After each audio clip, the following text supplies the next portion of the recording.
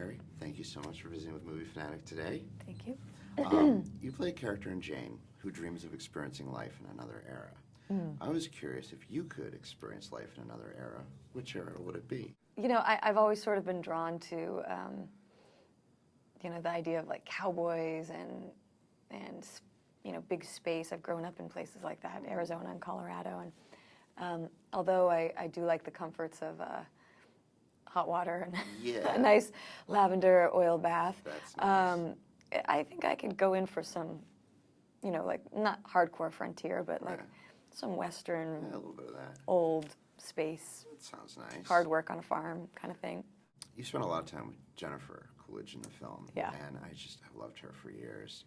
Is it really hard to get through a scene with her without laughing? Yes, she's a force, you know. Yeah. So she comes in and there's something scripted, which never actually happens, and you just gotta like hang on tight and just let her go, and you just gotta stay kind of present. And she just, I mean, everything in this movie is her just riffing. Oh, like that's just her. Like, what's that scene? I'm supposed to be kind of sad, and she's trying to comfort me. She's supposed to comfort me with a hug and like leave, and she goes into saying, "You're lucky because think of all the people who hang themselves. Like, you know, the next day they feel different." And you're like, because they're dead.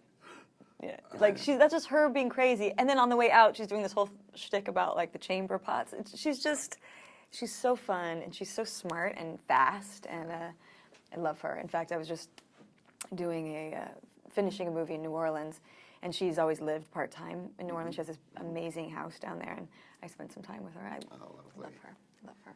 What do you think it is about Jane Austen that centuries later we're still talking mad crazy about her? I know, it's crazy. She's even on the pound. I just heard about this, yeah. So I don't know. I mean, kind of what I take, I mean, I'm sure Jerusha will have a better, more intellectual answer, but the only thing that I sort of gather is I think those books and those stories, and I think women or those characters, it's this idea that a man, a partner could see you for your mind, like outside of, you know, class and clothes and who your friends are, but that someone's actually watching the inner workings of what makes you tick and how your mind works, and is challenging. And I think there's like that slow burn of courting somebody and really getting to know who they are, and I think people still like that. Yeah. And it's just, and she did it really well, you know. Yeah, very well. One of your co-stars I've also thought the world of is Jane Seymour. Jane Seymour. What a legend. She's amazing. I mean, Dr. Quinn. Exactly. What Bond did it mean girl. to you? Bond girl, Dr. Quinn. I mean, what hasn't she done? She's amazing. I mean, what did it mean to you as an actress to work with such a legend like her? She's incredible. I mean, she's stunning and has this incredible experience behind her, and is just a total class act. And I think she's great in this. I mean, it's not easy to come in and kind of make fun of yourself, and she's picking her nose. She's doing crazy stuff. She was Holding a great. porcelain sheep. Amazing.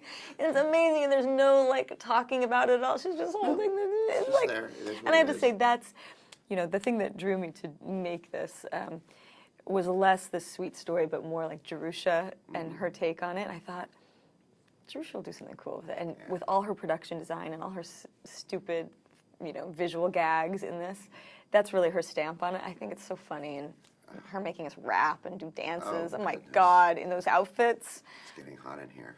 It's getting, and I have to say, originally, but we couldn't afford the song. In the script, it was Warren G. Regulator, which would have been so good too. We couldn't afford it. But Lastly, real quick, your deserted island. You can only have one Jane Austen book. Which one? crap.